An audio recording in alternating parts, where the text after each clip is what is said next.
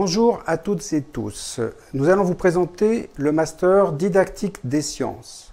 Il s'agit d'une formation co-accréditée par l'ENS de Lyon, l'Université Lyon 1 et l'Université de Montpellier. La porteuse de la mention est Karine Bécu-Robineau.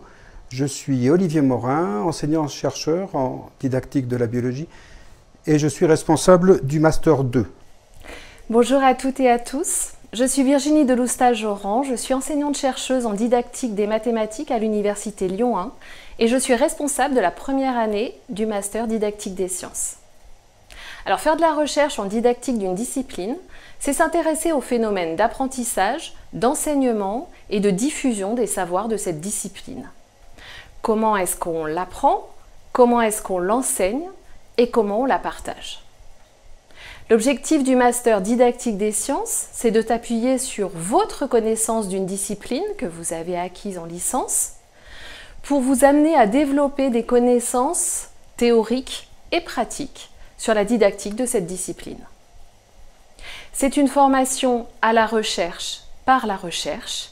Tous les membres de l'équipe pédagogique sont des enseignants-chercheurs et des enseignantes-chercheuses de différents laboratoires. Et vous-même, vous vous engagerez dans la recherche par le biais de vos mémoires de M1 et de M2. Le Master DDS est unique dans l'offre de formation des masters relatifs à l'éducation et à la médiation, car il est ancré dans la didactique des disciplines des sciences expérimentales et des mathématiques. Dans le Master DDS, on s'intéresse à la diffusion des savoirs scientifiques, que ce soit dans un contexte d'enseignement, dans une classe, ou dans un contexte de médiation, par exemple dans un musée.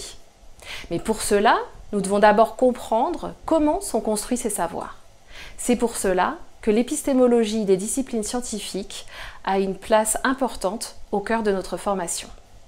À qui s'adresse le Master Didactique des sciences? Eh bien, à toute personne soucieuse de porter un regard à la fois distancié et réflexif sur les phénomènes d'apprentissage et de diffusion des savoirs scientifiques, aussi bien en classe que dans des lieux de médiation tels que des musées de sciences ou la maison des mathématiques ou à l'occasion d'événements particuliers tels que la fête de la science. Nous nous intéressons donc aux apprentissages de la maternelle jusqu'à l'université.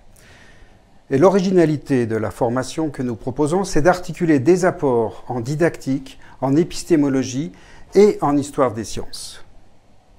Le master est ouvert à la fois en formation initiale et en formation continue. Pour entrer en M1, il vous faut une licence ou un diplôme équivalent dans une discipline scientifique.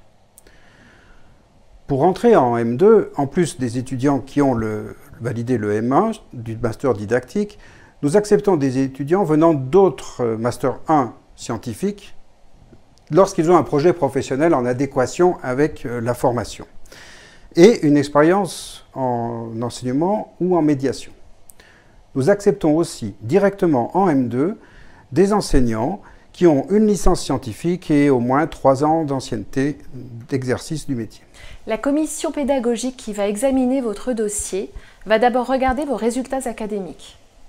En effet, pour pouvoir étudier finement les conditions d'apprentissage d'un savoir, il faut d'abord maîtriser ce savoir.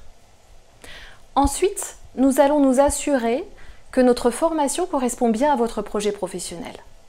Pour cela, nous allons regarder vos envies et vos expériences à travers votre lettre de motivation et votre CV. Enfin, et cela particulièrement pour les étudiants étrangers, nous allons veiller à ce que votre niveau de français soit suffisant afin de pouvoir comprendre les cours, mais aussi de pouvoir lire des textes de recherche et enfin d'être capable de produire des textes longs comme des dossiers ou des mémoires. Le taux d'emploi à l'issue du master est assez élevé. En effet, nous avons des étudiants qui sont des enseignants en poste et qui vont valoriser le master en continuant leur carrière, par exemple dans la formation, ou des étudiants qui vont pouvoir continuer en thèse. Et les effectifs étant assez réduits, l'équipe pédagogique suit de près leur parcours et peut les accompagner dans la construction de ce projet de thèse. Alors finalement, ce master conduit à des métiers qu'on peut relier à tout ce qui est recherche en didactique des sciences, donc après un parcours doctoral. Il peut aussi conduire au métier de la formation pour des gens qui deviendraient par exemple formateurs dans des entreprises ou qui seraient conseillers pédagogiques dans le monde de l'éducation nationale ou formateurs dans les centres de formation des enseignants.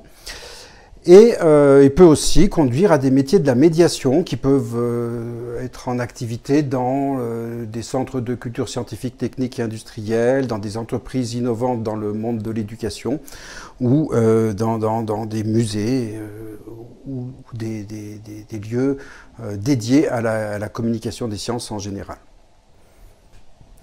Alors pour ce qui est de l'organisation des modalités du master, donc en 2 ans, avec des choix d'unités d'enseignement en master 2, en fonction donc des parcours antérieurs. Des gens en exercice souvent ayant déjà une activité professionnelle dans le master 2, donc on a des emplois du temps adaptés. Alors même pour le master 1, les emplois du temps sont resserrés les lundis, mardis et jeudis. Et dans le master 2, en général, on essaie de faire ça les mardis après-midi et les mercredis, donc vraiment condensé.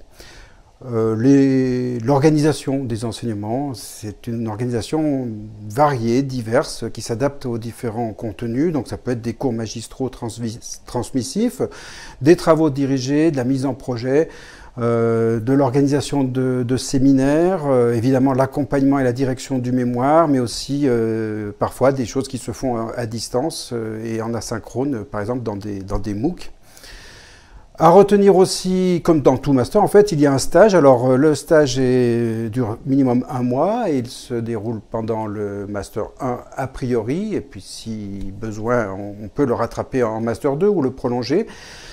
Et puis, encore une spécificité du master, c'est le fait qu'il se déroule en présentiel, mais avec des enseignements en visioconférence avec l'autre site, donc Montpellier, ce qui fait que les étudiants sont toujours dans une salle avec d'autres étudiants, mais parfois l'enseignant, lui, est à distance dans une autre salle.